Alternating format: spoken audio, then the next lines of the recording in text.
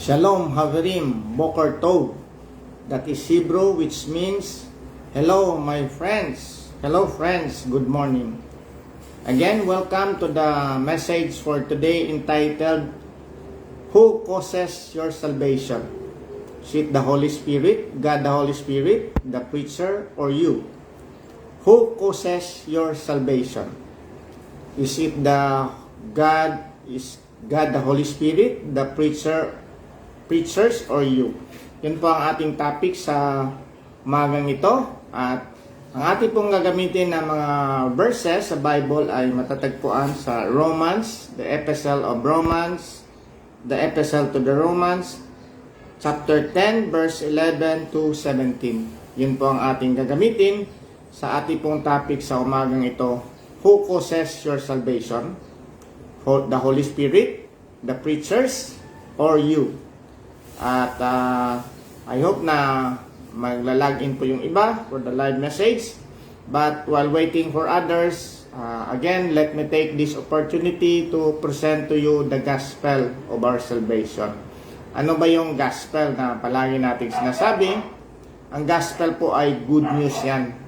From the Greek word euangelion, you means good, and angelion means message, or good message, or good news from God yan. It is about the grace of God. The gospel is a good news from God, and it is really about the work and person of Jesus Christ. Yun talaga ang pinaka-main component ng ating gospel, the work and person of Jesus Christ. Dapat alam natin kung sino si Jesus Christ. And the Bible states that Jesus Christ is truly God and truly man. At the same time, meron siyang dalawang obedience na ginawa. Yung kanyang passive obedience na pinulfill niya yung lahat ng laws for us who cannot fulfill it kasi tayo po ay makasalanan at ang ating nature po ay makasalanan. At the same time, meron siyang passive. Kanina, active obedience by fulfilling all the laws. And the other obedience of Jesus Christ is passive obedience, dying in the cross for our sins, na siya nung tumanggap ng kaparusahan. Bakit po naging good news yan? Kasi according to the Bible, all people are sinners. We are all sinners and fall short of the glory of God. At the same time, ang ating God po ay holy. Walang makakalapit sa kanya na kasalanan. So because of those two facts na ang tao ay makasalanan at the same time ang God ay holy, mayroon tayong problema. We are unreconciled. Again, we are unreconciled with the holy God. At kung mananatili po ang ating kalagayan na unreconciled, ay mapapahamak tayo. Ang ating eternal destination ay hell. At the same time, mayroon tayong problema habang naglalakad tayo sa mundong ito, hindi tayo makatakas sa kasalanan. That is why the good news is about the work and person of Jesus Christ, and we can only avail or appropriate that to ourselves if we believe on the Lord Jesus Christ. It can only be done by faith, not by other things, not by your works, not by sacraments, not by joining an organization. It is only by faith in the Lord Jesus Christ. At tayo po ay naniniwala na ang God natin ay holy, so we must repent from our sins kasi ang sin po ay hindi po yan nakakalapit sa Panginoon. God is angry to the sinners, no? Every day angry siya because of our sins. And kailangan natin mag-repent. At the same time, dapat tayong umayon sa holiness ng God by being good and performing other things na nakakalugod sa Panginoon. Again, in summary, the gospel is about the work and person of Jesus Christ. At dapat maniwala tayo doon in order to be saved. But ang ating pong pag-uusapan sa umagang ito ay, ang title po dito ay Who causes your salvation? Sino ba ang dahilan ng iyong kaligtasan? Ang God ba na Holy Spirit, ang mga preachers na nagbabahagi ng salita sa iyo, o ikaw mismo na nakikinig? So, bubuksan po natin ang ating mga Bible sa Romans chapter 10, babasahin po natin ng 11 to 17. Ang aking pong version dito ay English version, and this is New King James Version. Again, we will start the message now. No? Again, Boker Tov, good morning. Kumusta po kayo mga friends and other listeners to this message entitled, Who Causes Your Salvation? Is it the God, the Holy Spirit, the preachers, or you? At ang ating pong babasahin ay matatagpuan sa Romans chapter 10, verse 11 to 17. Babasahin ko po ito sa aking New King James Version. Verse 11 ng 10 ng Romans, For the scripture says, Whoever believes on Him will not be put to shame. For there is no distinction between Jew and Greek, for the same Lord over all is rich to all who call upon Him. Verse 13, For whoever calls on the name of the Lord shall be saved. How then shall they call on Him whom they have not believed? And how shall they believe in Him of whom they have not heard? And how shall they hear without a preacher? And how shall they preach unless they are sent? As it is written, How beautiful are the feet of those who preach the gospel of peace, who bring glad tidings of good things. Verse 16, But they have not all obeyed the gospel. For Isaiah says, Lord, who has believed our report? Verse 17, So then faith comes by hearing, and hearing by the word of God. Salamat muli sa pagkakabasa ng salita ng Diyos at tayo po ay nagpupuri na tayo po ay nabigyan ng pagkakataon na makabasa ng salita ng Diyos. At we all know that we believe that the Word of God is powerful na makabago sa atin. Bago tayo magsimula, manalangin muna tayo. Panginoon naming Diyos na aming Ama, muli kaming nagpapasalamat sa umagang ito na sa kanumang kaparaanan kami ay nakabasa na yung mga salita galing sa Biblia. At alam po namin, Lord, na yung mga salita katulad po ng tubig na galing sa langit, ito po ay nagdidilig at ito po ay bumaba sa lupa, nagdidilig ng mga halaman at nagbibigay ng effect sa kanilang growth and increase sa mga halaman. Ganon din po, Lord, ang iyong mga salita ay bumababain din ito galing sa iyo, papunta sa aming mga puso at isipan upang magbibigay po sa amin ng effect, sa either magbibigay na amin ng pananampalataya, magpapalakas ng aming pananampalataya at magbibigay sa amin ng success. Hindi lamang sa spiritual na buhay, ganoon din po sa temporal na buhay na to. I-bless mo, Lord, ang bawat isa na makikinig ng mensahe ito at magamit po ako ng banal na espiritu upang maibigay po, Lord, ng mensahe sa mga ito. Salamat muli at dalangin namin to in Jesus' name. Amen. Magandang umaga muli mga kapatid. Ang ating pong topic ay Who Causes Your Salvation? Sino ang dahilan ng iyong kaligtasan? Ang Diyos ba na banal na espiritu? Ang the third person of the Trinity? Ang mga preachers ba na nagbibigay ng mga salita at ipinapahayag sa mga tao na nanampalataya? O ikaw? No? Kailangan po natin pag-aralan ito, although ang gospel po ay very simple yan. Pwede natin isummarize yan sa simple people para makakaintindi. Ang pinaka-simple na elevator pitch dyan ay believe on the Lord Jesus Christ and you will be saved. But sometimes ang gospel po ay profound and very complex na minsan nagkakreate ng mga isip sa ating puso. Marami tayong mga tanong at the same time magkakataon pa na mayroon pong start pa ng debate. So sa umagang ito, we will rely on the Holy Spirit to guide us in listening to the Word of God at gagamitin po natin ang Romans chapter 10, 11 to 17 as our springboard to explain kung sino ba talaga ang dahilan ng ating kaligtasan.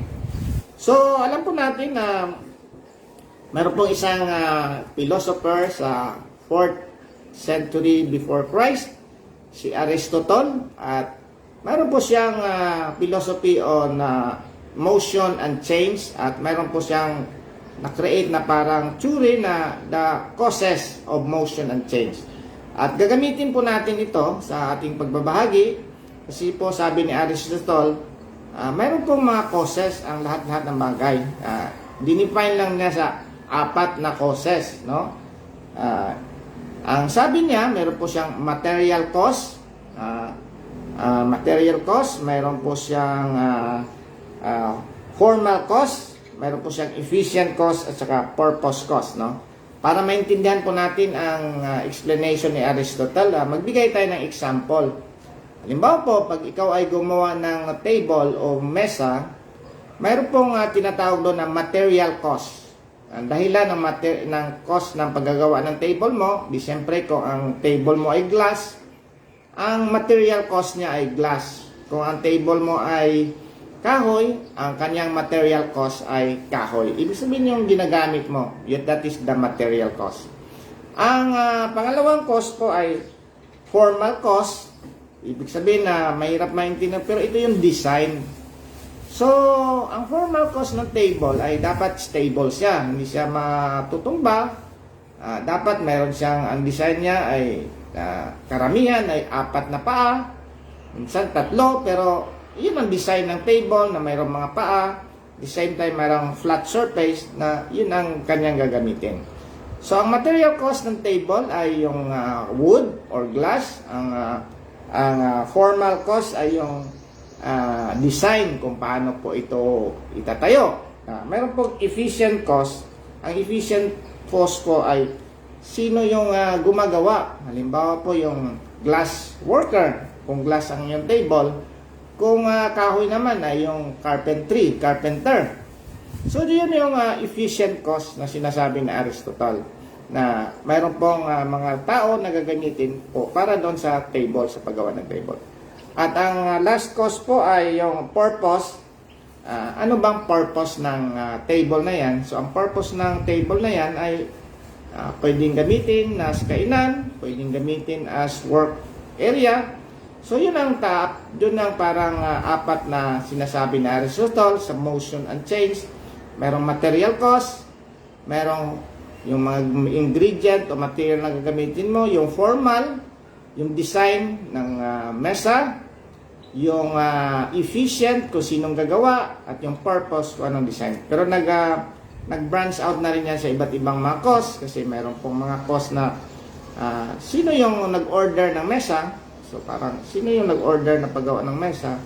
At mayroon ding mga ibang mga ano yung instrumentong gagamitin mo, like chisel, hammer, etc. So, but sa umagang po ito ay gagamitin po natin yung principle or theory ni Aristotle, na great philosopher yan. At the same time, babasahin din po natin ang Bible, kasi ang Bible po ay pinaka-source talaga yan ng ating pananampalataya. So dito po ay nakikita natin sa 11 ng Romans 10, for the scripture says, galing pa rin ito, kinote ni Pablo, ang scripture, no? Tanakh, which means yung Torah, Nibidim, Kitubim, yun yung portion nila sa kanilang Tanakh, kasi wala pa naman silang New Testament Bible sa kapanahonan nila. Ang kanilang kapanahonan po ay ang kanilang ginagamit ni Jesus Christ, ni Paul, ni Peter, John, ay mga Old Testament or Tanakh or Hebrew Bible yan. Ang Hebrew Bible po ay mayroong 24 books. Parang sinasummarize kasi ng iba. Sa atin pong Old Testament ay parang na-expand. Mayroon tayong 39, no? 30, yung Old Testament books, no? Ngayon, pare-pareho lang din yan, no? Pero sabi ni Paul dito, the scripture says, who believes on him will not be put to shame. Ginamit niya yung scripture na kung sino mang maniniwala sa kanya ay hindi mapapahiya. Pero alam po natin ang konteksto dito, yung him dito ay binigay ni Paul dito sa previous portion na it is about Jesus Christ. Kasi sabi dito sa verse 9, if you confess with your mouth the Lord Jesus and believe in your heart that God has raised him from the dead, you will be saved. Sabi, hindi tayo mapapahiya. Tapos, sabi dito sa 12, for there is no distinction between Jew and Greek, for the same Lord over all is rich to all who call upon him. So, alam po natin, walang distinction in terms of salvation. We're all saved by grace through faith in the Lord Jesus Christ. Regardless kung ikaw po ay nasa Old Testament o nasa New Testament, kailangan po natin maniwala ng ating salvation ay lahat yan grace through our faith in the Lord Jesus Christ. At although mahirap mang paniwalaan yan, kasi sometimes ang pilosopo po, paano sila maniniwala kay Jesus Christ ay wala pa namang nag-i-exist na Jesus Christ sa kapanahonan nila, kasi they are before Jesus Christ. Sila nga ay before Christ na sila. But alam po natin na they believe on a coming Messiah. Hindi nga nila alam kung specific name ng Messiah nila. It's about Jesus Christ. And ang pinaka talaga dito, cleanser dito sa ating binasa, for whoever calls on the name of the Lord shall be saved. Ito yung pinaka-summary ni Paul sa kanyang pag-explain ng Romans. Kasi ang Roman, the epistle of Paul to the Romans is yun talagang pinaka-comprehensive kung paano po talaga masisave ang mga tao. Alam po natin, the gospel of Jesus Christ, the gospel of the apostles, and the gospel of Paul is pare-pareho yan, pero ang sina Jesus Christ, mga broad strokes, sina Peter, mga broad strokes sa ano pa yan, animation, dati kasi may mga broad strokes lang or sa painting. Pero si Paul po, nung dumating si Paul, ginamit siya ng Panginoon upang i-comprehensive talaga ng pag-present ng gospel. Kaya makikita natin si Paul, sumulat siya ng 13 epistles at makikita natin na he is in authority of the gospel. In fact, hindi siya nangopya kasi sabi nga sa Galatians, itong mga gospel na to na aking pinipreach sa inyo, hindi ito galing sa tao, kundi ito ay galing sa Panginoon. Napatatagpuan niyang testimony ni Paul niyan sa Galatians chapter 1 na hindi siya nangopya o hindi siya nagpaturo sa mga apostol, siya ay diretsong kinakausap ng God. So, in terms of didactic, yung katuruan talaga, didactic means katuruan na mga doctrine, we can consider Paul is the authority, no? The same siya kay Jesus Christ kasi kinausap naman si Jesus. Pero sabi ni Paul sa kanyang summary dito, for whoever calls on the name of the Lord shall be saved. Kasi sa chapter 1, pinapakita niya doon na lahat ng tao ay magkasala, Gentiles, makasalanan kayo. Ganon din kayong mga Jews sa chapter 2 na sinasabi niya, okay, maliligtas kayo sa inyong pananampalataya sa mga batas. Kasi nakasulat nga sa Romans 2:7 na tayo po ay maliligtas sa pamagitan ng ating pagsunod o paggawa ng mabuti. Pero that is only the introduction of the purpose of presenting the gospel talaga, no? Minsan kasi nagde-decide na kaagad tayo doon sa chapter 2 pa lang.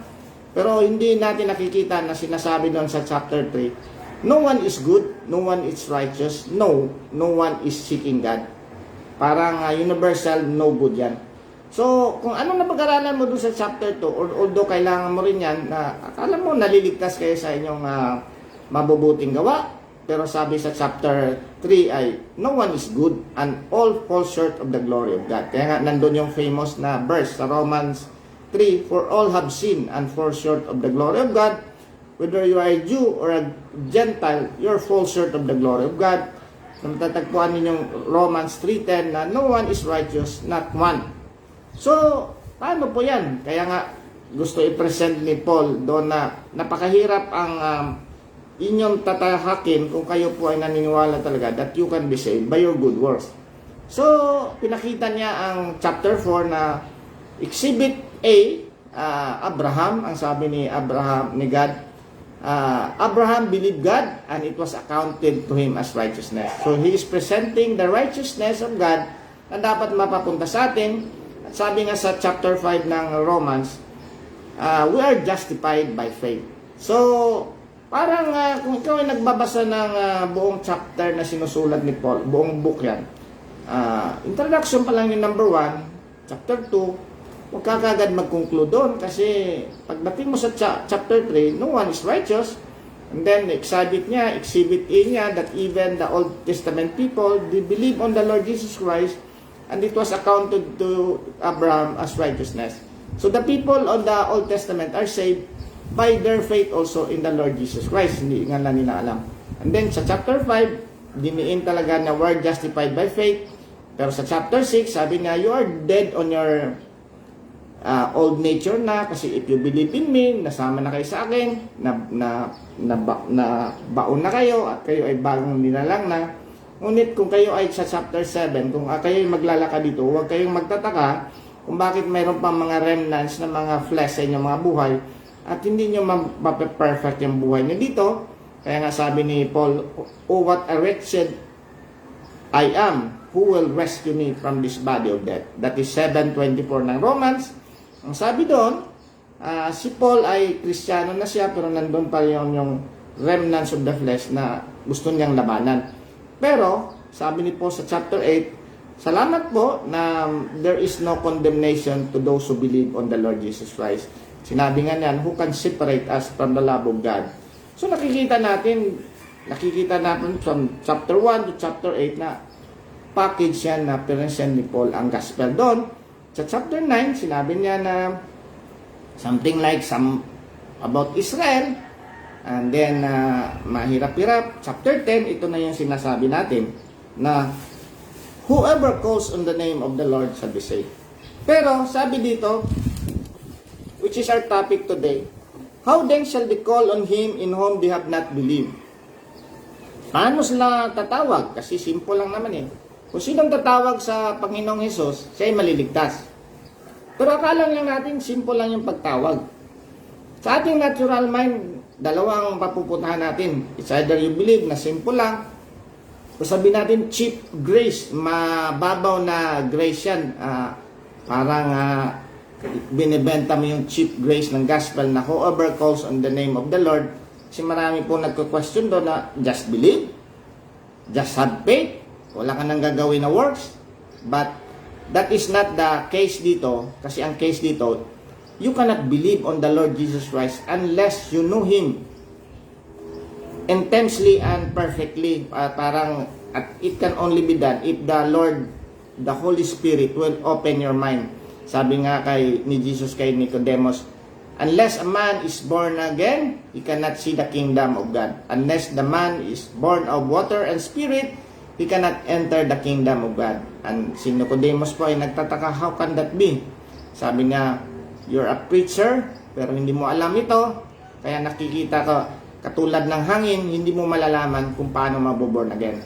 But, sinabi naman ni Jesus Christ doon sa 16 na, believe on for God so loved the world that He gave His only begotten Son, that whoever believes in Him shall not perish but have everlasting life.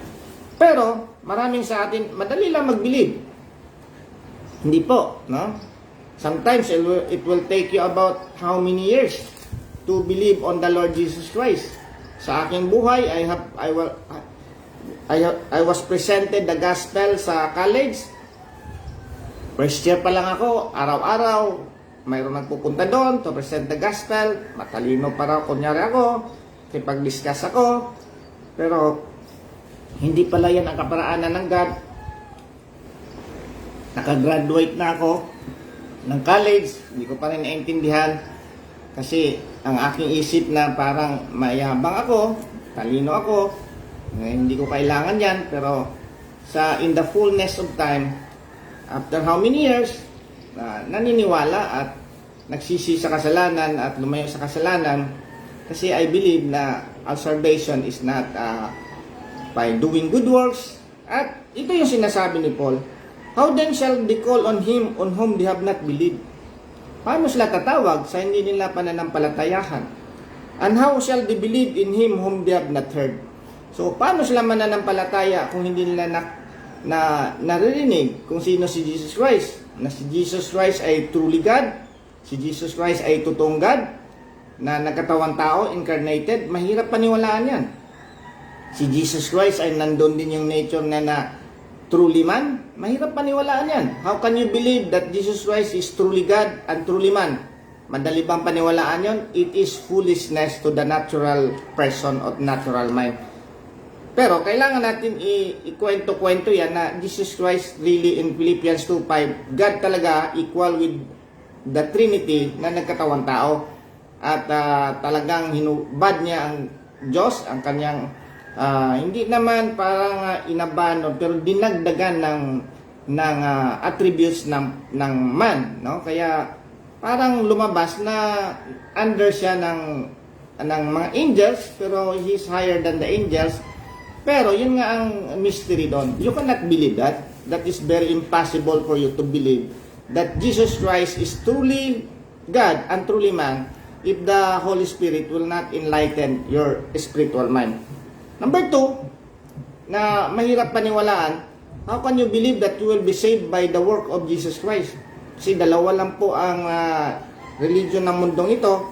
The religion that believes in the finished and divine accomplishment of Jesus Christ in kanyang salvation, at the other religion na nag-believe na they can be saved by their works. It's either fully by works or adding works to their faith. Mahirap paniwalaan yan na all you have to do is believe on the finished accomplishment, divine accomplishment of Jesus Christ in order to be saved. Again, sabi nun, how shall they hear without the preacher? Paano nga laman kung hindi tayo bibigyan ng nakatagapagsalita ng maayos? Kasi sabi nga sa Amos na there will come a time that there will be a famine. Not a famine of food, not a famine of drink, but a famine of the Word of God. Na hindi na natin marinig ang salita ng Panginoon sa ating mga lugar. Kasi we are looking for a preacher na hinahawakan yung ating tainga, no? Parang gusto natin yung mga gusto lang natin. Siyempre, ang gusto natin, okay. Sabi nga ng, magtiyaga ka dyan, lumuhod ka, para maligtas ka, maglakad ka na nakaluhod ka from this point to this point. Gagawin mo yan. Parang mga monk. Kailangan nilang gumapang, lumuhod. Kailangan mo mananampalataya, pumunta ka sa Quiapo in order to be saved. Gagawin mo yan. Pero kung sinabing, stay put ka lang dyan sa bahay mo and believe on the Lord Jesus Christ, hindi mo gagawin yan. Kasi that is impossible to you. The natural mind, these things are foolishness, no? And it cannot be comprehended by the natural mind. In fact, this is foolishness. Kaya nga, sabi ni Pablo, how shall they preach unless they are sent? As it is written, how beautiful are the feet of those who preach the gospel of peace, who brings glad tidings of good things. Nakapagaganda daw ang mga quoted ng Old Testament na how beautiful are the feet of those who preach the gospel of peace. Alam po natin, ang isang epekto ng gospel ay magkakaroon tayo ng peace sa ating mga buhay. That is why mayroon doon sa Ephesians chapter 6 yung the shoes na nagbibigay sa atin ng peace kasi we will be stable sa ating pananampalataya. Who brings glad tidings of good things. Again, the gospel is about the good things, the good news about the work and person of Jesus Christ. Bakit? Kasi imposible pong mag-preach ang isang tao. Mag-preach ang isang tao kung hindi po siya pinapadala kasi he will parang ang kanyang mga kaibigan dati ay hindi niya maging kaibigan. No? Kaya nga i-anticipate mo, if you preach the true gospel, you will not be liked by the people. I-anticipate mo yan. Kasi sabi nga ni Paul, have I become your enemy because I tell you the truth? Kasi si Paul po ay dati inuusig niya yung mga churches, pero nung nabuksan ang kanyang puso't isipan, ay sinasabi niya ang ating kaligtasan lamang ay if we believe on the Lord Jesus Christ, at sabi nga niya na namuling nabuhay. So it is impossible for us to preach something na very simple. Kailangan natin sabihin na ang ating gospel ay exclusive yan. Ang ibang religion ay hindi maliligtas. Only those religion who believe on the Lord Jesus Christ talaga na tunay. Very offensive yan sa mga tao, and you will lose many friends. So, ganon. Sabihin natin na you will be saved not by your works. Magre-resist ang mga tao kasi gusto talaga ng tao mag-works, trabaho talaga. Mag-abuli ka, ganon, pero hindi naman natin sinasabing ang good works ay masama. Kaya ito po yung parang katulad ng sinasabi ko, yung good works natin is just the purpose cause, no? Kasi katulad ng ng aking illustration ng kay Aristotle, meron siyang 4 causes. Yung paggawa ng table, yung material cost, na ang mga materials na gagamitin natin, yung table na kahoy o glass, yung formal cost, yung design, yung efficient cost, yung tao, at yung purpose. Ano bang purpose ng table na yan? Para kainan. Kaya nga, tayo po ay sanctified. Ang purpose po ng ating kaligtasan, ang pinaka, ano po talaga yun, ang purpose na cause, ay para po tayong makapag-spend eternity with God, maibalik tayo ng God with our nature doon before Adam na hindi pa nagkasala at kaibigan ng God.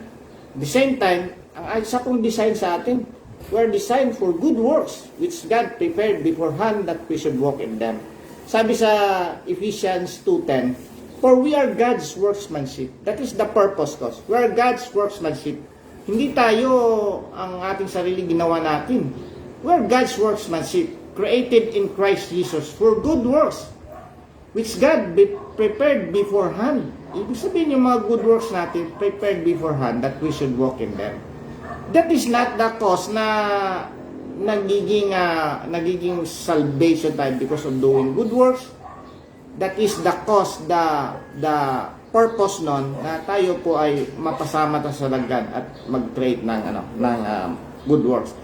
So again, sabi dito, how beautiful are the feet. So pinuri ni Pablo kasi bihira lang po ang mga tao na magpipreach talaga ng tunay na gospel. In fact, the apostle, hindi sila magpipreach kung hindi nila nakita ang resurrected Christ.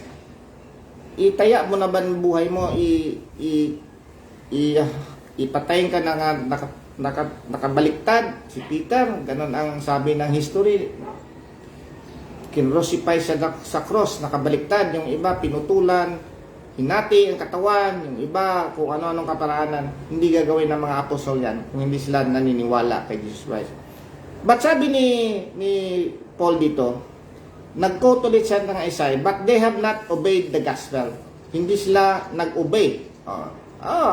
Okay, obey. Pero ang sabi ni Isaiah, Lord, who has believed our report?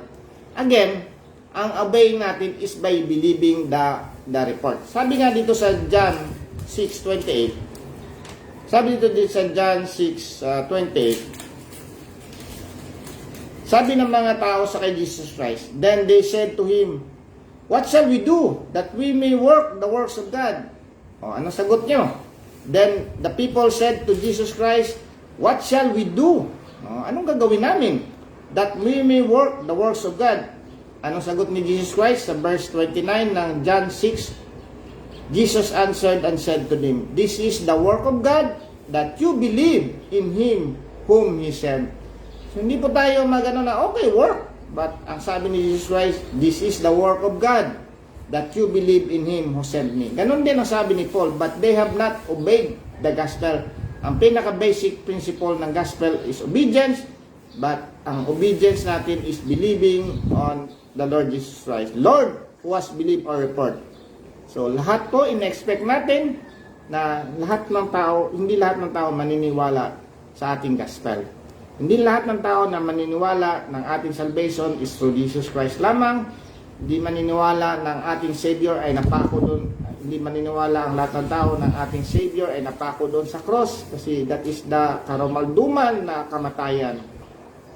Hindi maniniwala ang mga tao na God will use simple people like Peter and other fishermen to spread the gospel at gagamitin din po yung iba. Pero sabi dito ni Paul sa 17, which is a magandang verse, so then faith comes by hearing and hearing by the word of God. So ang ating pananampalataya, in order to believe, kailangan tayo may pananampalataya. Ang ating pananampalataya ay galing sa pakikinig. For then faith, so then faith comes by hearing and hearing by the word of God. Sa pakikinig ng salita ng Diyos. At ay iba po mga version ng mga Bible ay sa pakikinig ng salita ng Diyos tungkol kay Kristo. Tungkol kay Kristo. Bilang pagtatapos po sa ating pong mensahe sa umagang ito, ang tanong po, who causes your salvation? Of course, we believe that the God, the Holy Spirit, yan talagang pinaka main cause talaga na in order niya yan na tayo po ay maligtas, no? Siya yung pinaka main cause. Pero gagamit din siya ng mga natural people like the preachers, to evangelize us na ma-present din yung gospel sa atin.